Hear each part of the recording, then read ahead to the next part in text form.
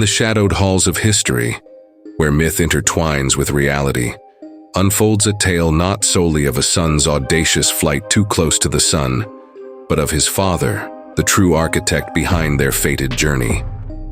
This narrative weaves a complex fabric of ambition and invention, entangling a father and son in the harsh weave of destiny, pushing against the celestial boundaries set by the gods. Yet, in the echoes of history, it is Icarus, the son, whose name resounds more profoundly, remembered for his tragic ascent towards the sun. In the shadow of Icarus's legend, let us journey back to the roots of their story, to uncover the true essence of Daedalus's saga. This is the story of Daedalus, the greatest inventor of ancient Greece, whose creations transcended the boundaries of the possible, only to ensnare him in a web of his own making. Beneath the awe-inspiring wings that carried Icarus towards the sun lies the essence of Daedalus's legacy, a relentless quest for freedom through the mastery of craft and the bold reimagining of possibilities. What unfolds is not merely a saga of invention and escape, but a profound exploration of human ambition and its consequences, a narrative that begs the question, how far can one go in defiance of the natural order, and at what cost? In the annals of Greek mythology, amidst tales of gods, heroes, and monsters, the story of Daedalus shines as a beacon of human ingenuity and creativity, tempered by the all-too-human flaws of pride and ambition. Daedalus, whose name means skillfully wrought, was a craftsman without equal, a master of invention and architecture. His skill was such that the gods themselves would marvel at his creations. But Daedalus's life was far from simple. It was a tapestry woven with threads of brilliance and darkness. Our tale begins in Athens, where Daedalus's unmatched skill brought him both fame and envy. However, it was not his inventions alone that shaped his destiny, but also a grievous act born out of jealousy. Daedalus had a nephew, Talos, whom he took as an apprentice. Talos showed great promise, perhaps too great, and in a moment of envy and fear that the boy might surpass him, Daedalus's pride turned to envy, and in a moment of rage, he pushed the boy from the Acropolis, leading to his death. This act of murder compelled Daedalus to flee Athens, bearing the weight of his guilt and the blood of family on his hands. Fleeing the consequences of his actions, Daedalus sought refuge in the court of King Minos of Crete. There, he hoped to start anew, far from the whispers of his past. Minos, aware of Daedalus's reputation, welcomed him with open arms, eager to harness the artisan's skills for the glory of his kingdom. It wasn't long before Daedalus had the opportunity to prove his worth and showcase the brilliance that had made him famous across the Aegean. Among his numerous contributions to Cretan society, Daedalus transformed maritime exploration by introducing sails to ships, leveraging the wind's force to navigate the boundless oceans. This breakthrough not only broadened the scope of navigation and commerce, but also epitomized humanity's insatiable desire for exploration and mastery over the elements. Daedalus also found himself in a kingdom steeped in power and divine intrigue. King Minos, having prayed to Poseidon for a sign of support to solidify his claim to the throne, was granted a magnificent white bull from the sea.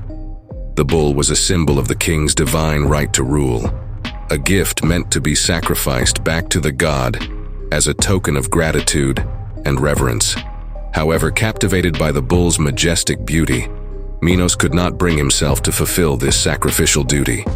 Instead, he chose to keep the bull among his herds, presenting a smaller creature in its place. This act of defiance did not go unnoticed by Poseidon, who, in his wrath, decided to exact a peculiar and cruel revenge. The god cursed Minos' wife, Queen Pasiphaë, instilling in her an uncontrollable lust for the white bull. In this moment of crisis, Daedalus' reputation as a master craftsman and inventor presented a solution to the royal family's distressing predicament. Minos, desperate to resolve the situation, without drawing the ire of the gods further or exposing his family to ridicule, turned to Daedalus for assistance. With meticulous care and ingenuity, Daedalus constructed a hollow wooden cow, sculpted and painted with such precision that it was indistinguishable from a real cow. This creation was designed to deceive the white bull and allow Pasiphaë to fulfill her divinely induced desire discreetly. This achievement, though significant, came with a shadow of sorrow. Daedalus had crafted a solution for Minos that saved the queen's honor.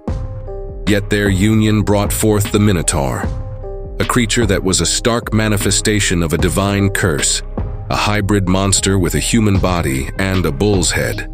The appearance of the Minotaur, symbolizing untold aggression and a tangible curse from Poseidon, presented King Minos with a severe crisis that endangered not just his rule, but the entire social order of Crete. This being, part man, part bull, was impossible to domesticate or leave unchecked. In his search for a solution, Minos once again relied on Daedalus, the same ingenious mind whose earlier invention had inadvertently led to the birth of this monstrous entity.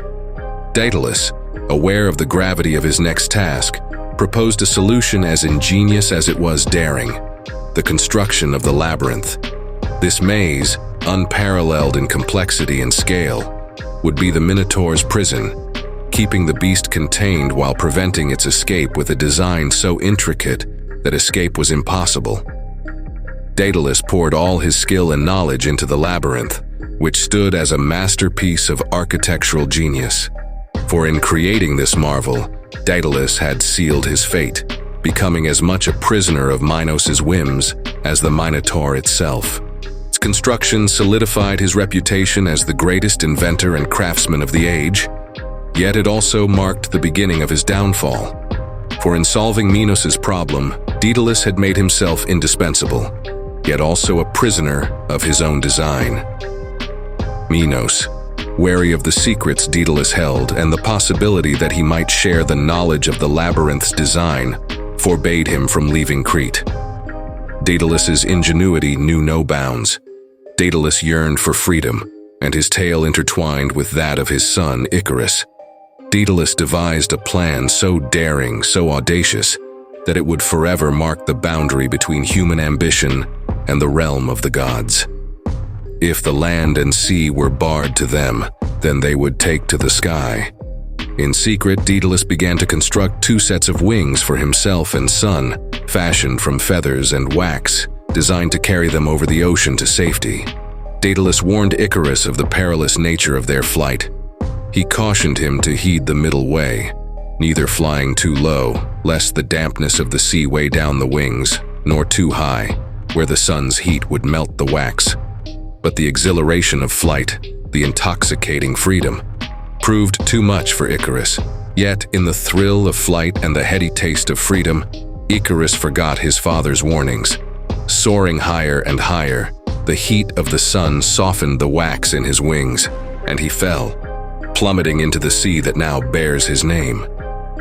In the aftermath of tragedy, where the hubris of human ambition meets the unforgiving laws of the gods, Daedalus, devoted and grief-stricken, found refuge on the island of Sicily under the protection of King Minos.